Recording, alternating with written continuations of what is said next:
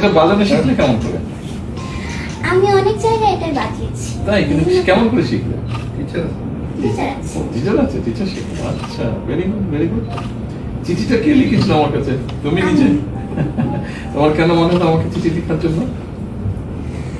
কারণ আমার যেসব ফ্রেন্ডরা ছিল তাদের কাছে চেঞ্জের হারমোনিয়াম ছিল, আচ্ছা, কিন্তু আমার কাছে ছিল না।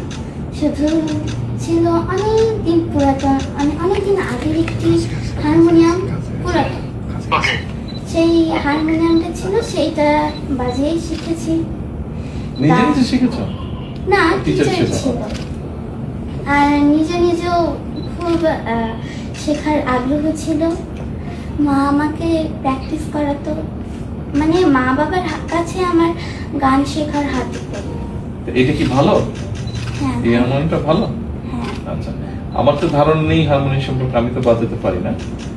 তবে আমার কাছে যতটুকু মনে হয়েছে বা অন্যজনের সাথে কথা বলে আঙ্কেলরা হেল্প করেছে, মনে হয়েছে এটা বোধহয় ভালো।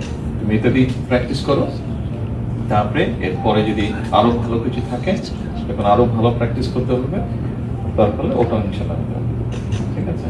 অবশ্যই স্যার, দোয়া কিন্তু প্র্যাকটিস করতে হবে, বড় শিল্পী হতে হবে। ঠিক আছে? দোয়া করবেন যাতে নিশ্চয়ই।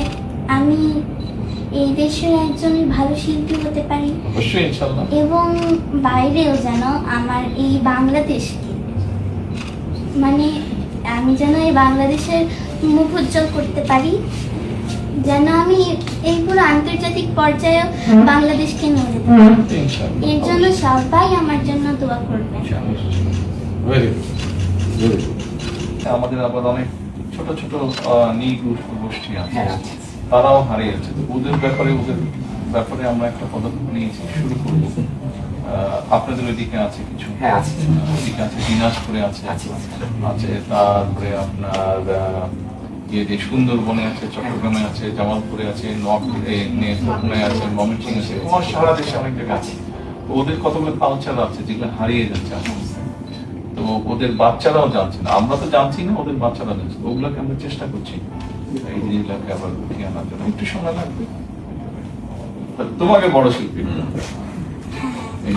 আপনাদের দোয়ায় সবকিছুই হবে। স্যার, আপনি যখন দেশের দায়িত্ব নিলেন স্যার, তখন উপরে এসে আপনার হাত থেকে কিছু পাইলো